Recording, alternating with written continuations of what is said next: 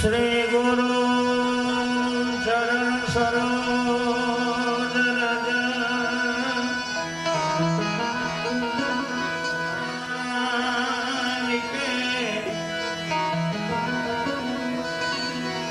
सुमिरौ पवन कुमार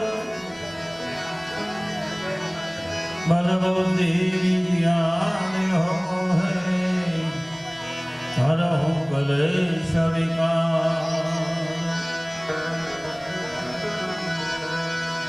सदगुरु ने चरणे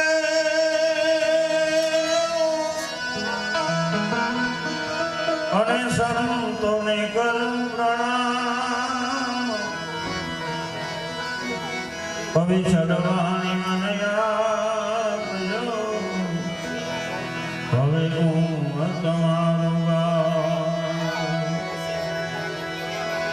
तुम्हारो गुरुजन ज्ञान उपजे सदगुरु ज्ञानित नहीं है गुरु बिन संशय ना टले भले वाची चारो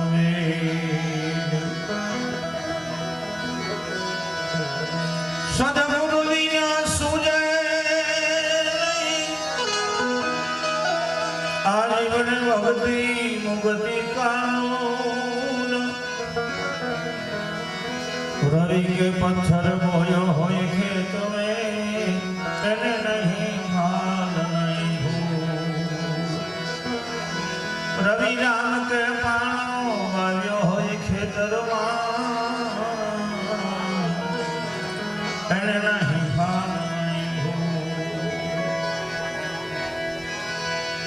सदगुरु संत कृपा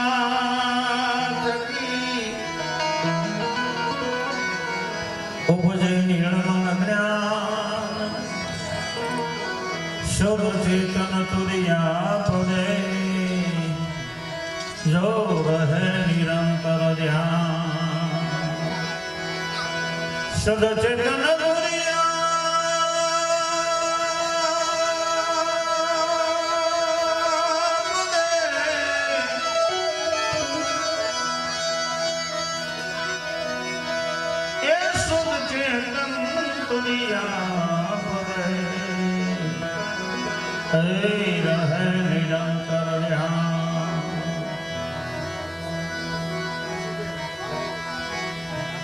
आगामी अवसर प्रसंग एक जीवात्मा काशीबाईओ नाम धारण करी અને કાયાનો ત્યાગ કરેલી જીવ રાજા પરમ તત્વ પરમાત્માએ પોતાની લીલા ઉકેલી લીધી ત્યારે હું થાય એનો કાંઈ સુધારો કરવાની જરૂર નથી બસ આપણને જે કંઈ કુદરતે આપ્યું છે એનો અભિમાન મનમાં રાખવાનું નહીં ક્યારે અને જ્યારે અભિમાન મટે ને ત્યારે માણસ કોમળ બની જાય એટલે સંતનો સ્વભાવ છે ને એ માખણ જેવો કૂણો હોય એટલે તુલસી લખે સંત હૃદય નવનીત સમાન સંતનું હૃદય છે ને માખણ જેવું કૂણું હોય બીજાના દુઃખને જોવે ને એટલે એની આંખમાંથી આંગળા પડતા હોય હે આને નામ સાધુ કહેવાય સંસારમાં રહી અને પણ સાધુ તરીકે જીવન જીવી શકાય છે નથી જીવાતું એમ નહીં તો એવો એક પરમાર્થી જીવાત્મા કાશીબા છે અને ત્યાં હું બેતર કામ કરવા માટે આવ્યો કથા કરવા માટે રાંધણ તેડવા માટે આ બધા કામ કરવા માટે આવું પણ એનો એટલો બધો હેત એટલો બધો પ્રેમ અને પોતાનું જીવન એટલું પવિત્ર કઈ આવતા વેત ગમે ત્યાં મળ્યો હોય તો મને સીતારામ કર્યા વિના નો રે જય ભોળાનાથ કીધા વિના નો રે એટલે દેવસીભાઈ મેં તો આમ મોબાઈલમાં હું નવાઈ પામી ગયો તો હું વાત કરો તમે વાહ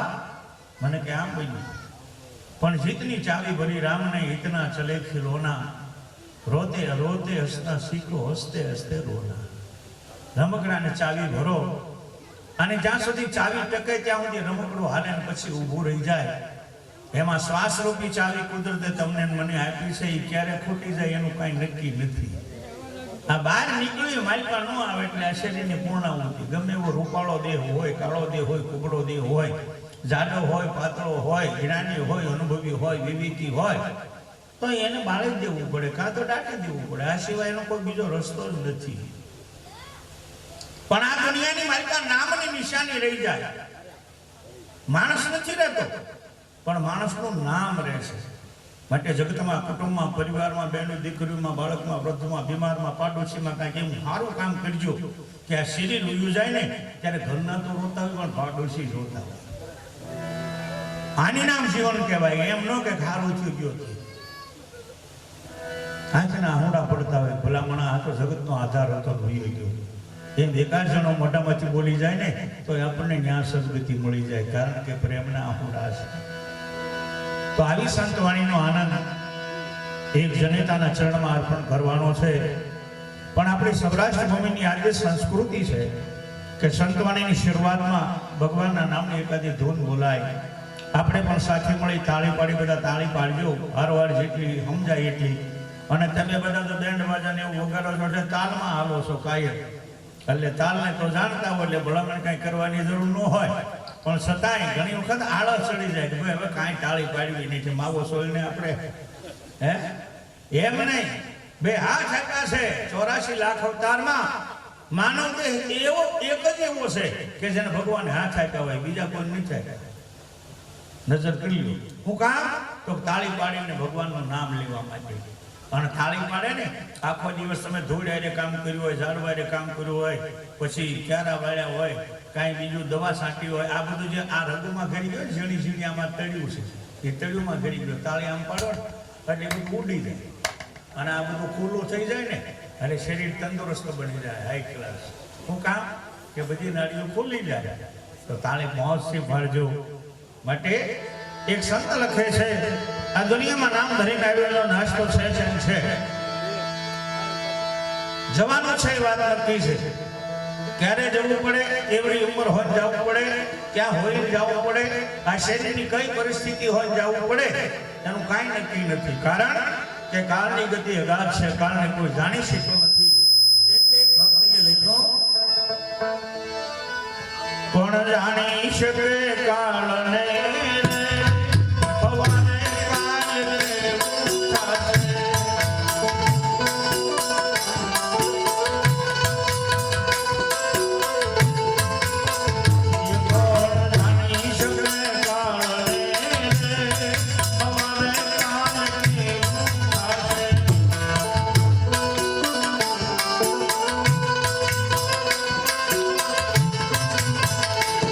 આ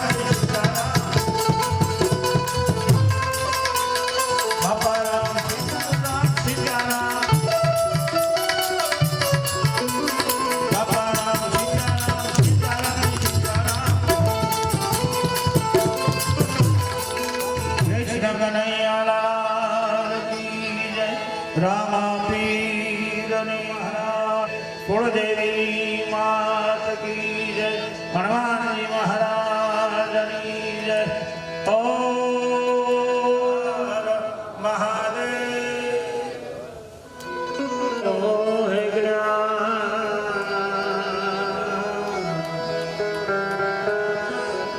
ભગવાન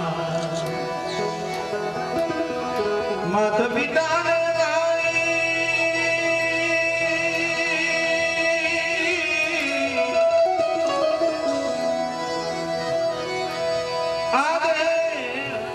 સંતો લખે સરસ્વતીને સ્વર દિયો, ગુરુને દિયો હે જ્ઞાન, માત પિતાને જન્મ દિયો, રૂપ દિયો ભગવાન. એટલે લખ્યું સદગુરુએ આપી અમને શાન. સદગુરુ આપણને શાન બતાવે. એટલે લખ્યું ગુરુને દિયો હે જ્ઞાન, માત પિતાને જન્મ દિયો, રૂપ દિયો ભગવાન. માત પિતાના પુરુષાર્થથી આ જીવને આ દેહની પ્રાપ્તિ થઈ અને જન્મ આપવા વાળો, જીવન આપવા વાળો એવો માલિક, એના ગુણાનુવાદ અનેક સંતો, મહાપુરુષો, ઋષિમુનિઓ, ભક્તોએ આ દુનિયામાં જન્મ ધરીને આવ્યા છે. એક ભક્ત લખે, પેલા ભગવાન એકલા હતા, એને અનેક રૂપ ધારણ કરવાની ઈચ્છા થઈ. હું 100 અનેક બનું તો એક સંકલ્પ માત્રની અંદર દુનિયાના જીવન પેદા કરી શકે, દુનિયાના જીવનનો નાશ કરી શકે. આવા તત્વને આવો સંકલ્પ થયો. આ સંકલ્પ થયા પછી બીજો સંકલ્પ થયો, જીવને પેદા તો કરું, ઉત્પન્ન તો કરું, પણ એને રહેવા માટે, ખાવા પીવા માટે કઈક ઠામ ઠેકાણાની જરૂર પડે. એટલે એક ભક્ત ગણપતિ દાદાના ભજનની પહેલી કડીમાં લખે કે ભગવાન જ્યારે એકલા હતા ત્યારે એ જ પ્રથમ ધણી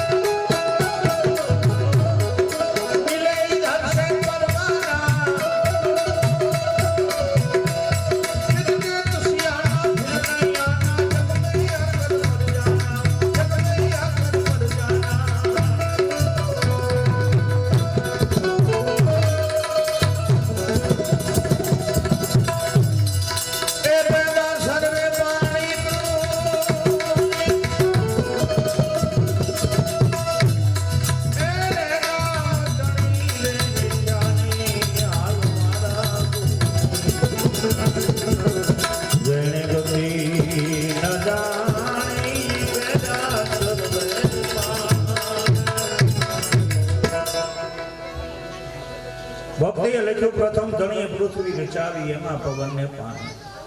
આપણને બધાને પેદા કરવા માટે, આપણને રહેવા માટેનું ઠેકાણું મળે, જીવવા માટેની વસ્તુ પાણી અને પવન પ્રાપ્ત થાય, એટલા માટે ભગવાને આ ત્રણ વસ્તુ પહેલા બનાવી. પ્રથમ ધણીએ પૃથ્વી રચાવી એમાં પવનને પાણી.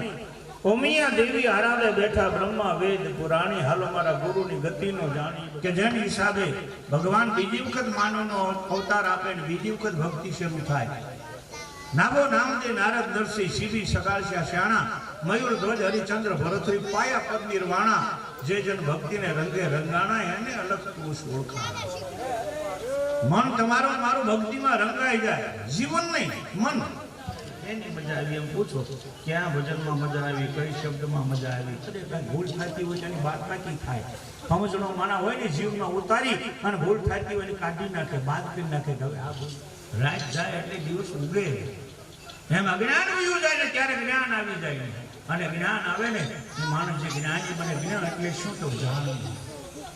કોઈ પણ વસ્તુની જાણકારી મેળવી એને જ્ઞાન કહેવાય. એટલે એને જ્ઞાન કીધું છે.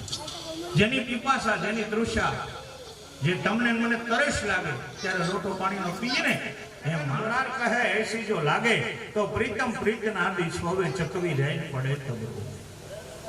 એવી લગ્ની લાગી જાય તો સંસાર થાય. એ આ દેવ તરીકે પૂજાય. એનું કારણ તો કે સત્કાર્યો કર્યા, પરમાર્થ કર્યા, સેવા કરી, દુનિયાને જીવન કલ્યાણ કર્યું. દુનિયાને જે નડતા હતા એનો રામદેવજી મહારાજે સહાર કર્યો. હે આમ જુઓ તો ખરા કેવા પરમાર્થી જીવો હતા. એટલે લખ્યું પ્રથમ ધણીએ પૃથ્વી રચાવી એમાં પવનને પાણી. ઉમિયા દેવી ગુણપતિ દાદાએ આ ભાગ બનાવ્યો. ત્રણ ગુણનો અધિપતિ, સત્વગુણ, રજોગુણ, તમોગુણ. ત્રણેયની શક્તિ આપવા વાળું તત્વ એના સંત ગુણનો સ્વામી કહે છે. એટલા માટે કોઈ પણ સારા કામ હોય ને એમાં પહેલા પૂજા ગણપતિ દાદાની થાય. કારણ હું કામ પહેલા પૂજા થાય તો કે એના માતા પિતા જે હતા ને એને એક પથ્થર ઉપર બેહાડી ગણપતિ દાદાએ 4 પ્રદક્ષિણા માવતરની કરી લીધી.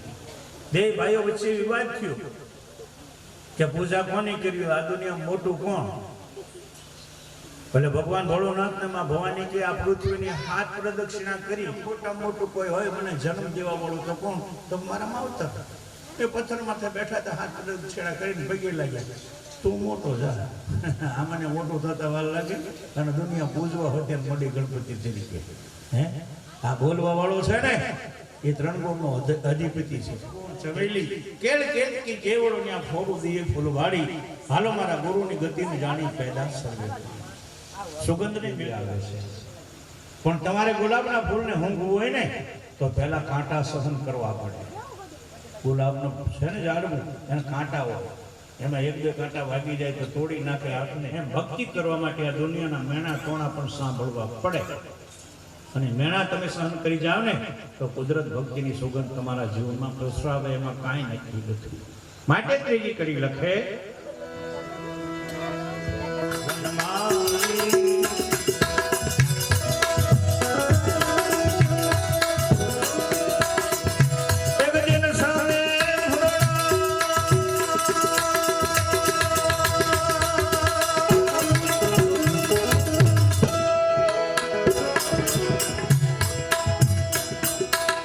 વેણી રેલ સેવાઈ વેરો વનમાળી.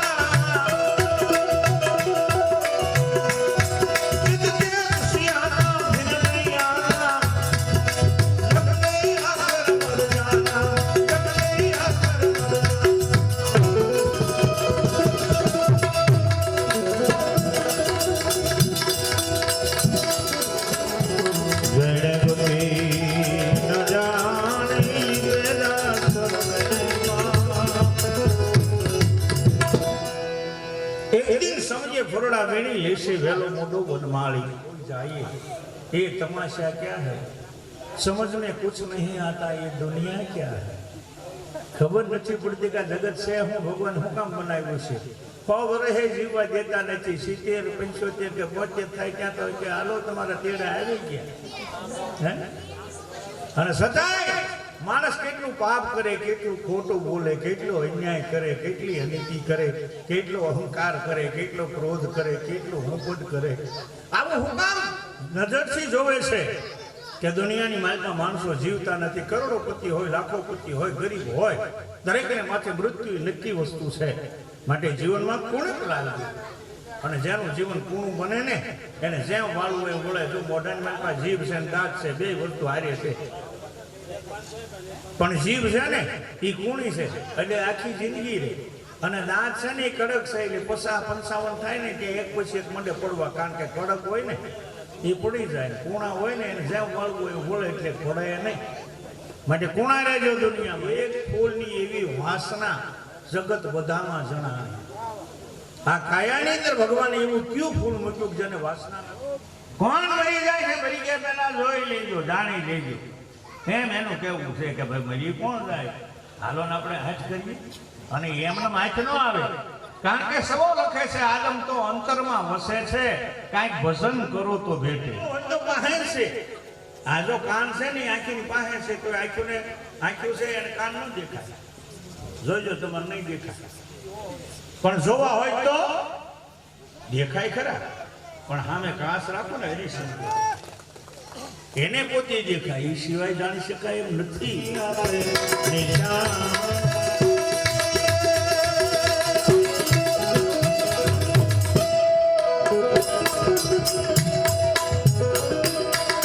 સાધો પુરુષ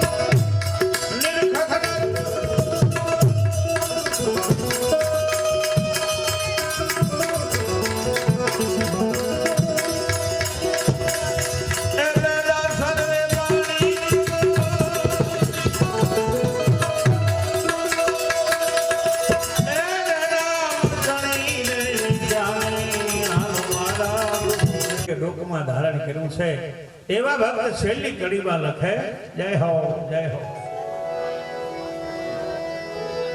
અરે તારા બાલાની પ્રભુ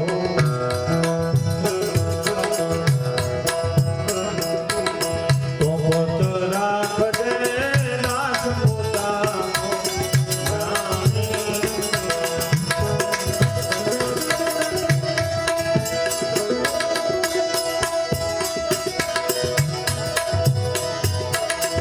તારા બાલાની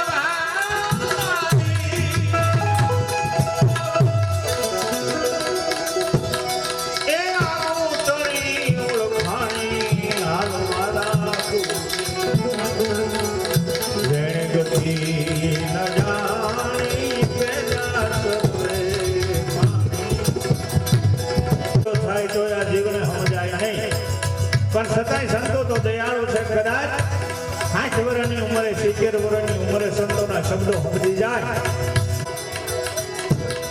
હવેની વાતાના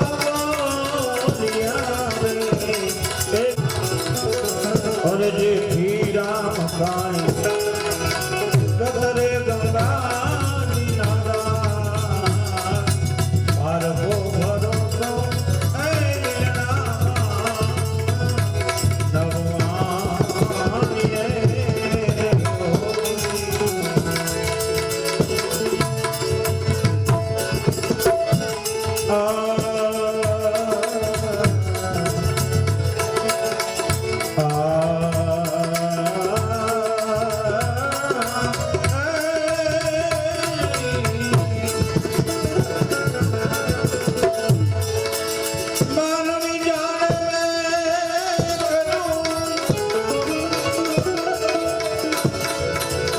કરતલની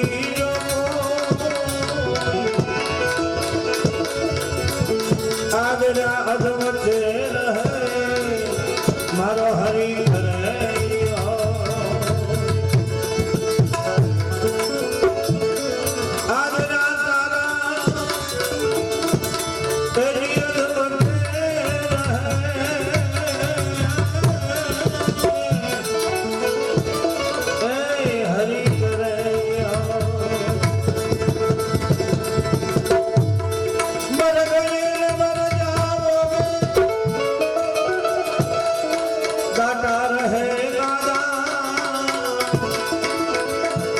दुनिया में भविष्य एक दिन मनावा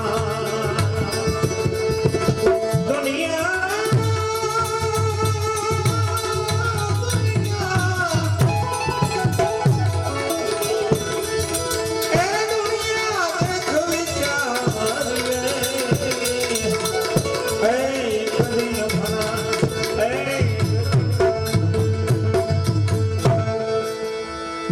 આપો કોઈ વસ્ત્રનું દાન આપો કોઈને દવામાં પૈસા આપો આ બધાય દાન છે ને ઉત્તમ દાન છે અને હું તો એટલી વિનંતી કરું છું આમ તો 55 વર્ષથી તમારી જ્ઞાતિમાં બધે જાઉં છું એટલે બધાને એ ભલામણ કરું કે એકબીજાને મદદ કરતા રહેજો ટાંટિયા ખેંચતા ન રહેતા મદદ કરતા રહેજો હે ઘણી વખત એવું મને છે કે આપણા છે ને અને આમ તો નિયમ છે કે અમે પતંગ સગાવ્યા કોણ કાપે અહીંથી કોઈ કાપવા ત્યાં ન આવે પાડો કાપે હે પાડોશી જ કાપે પતંગ એમ આપણા પોતાના છે ને માન્યા હોય ને એમ ક્યારેય કાપતા એની જીવવાની મજા આવશે જીવનમાં માટે સમય છે એકાદ બે મરણના પણ ભજન આપણે મેરી જવાનું છે શું કરવું એ તો ખબર પડે આપણને નકર આપણે વયા જાય ત્યાં બધું કોઈ કઈ કે નહીં હું સમજવાનું પણ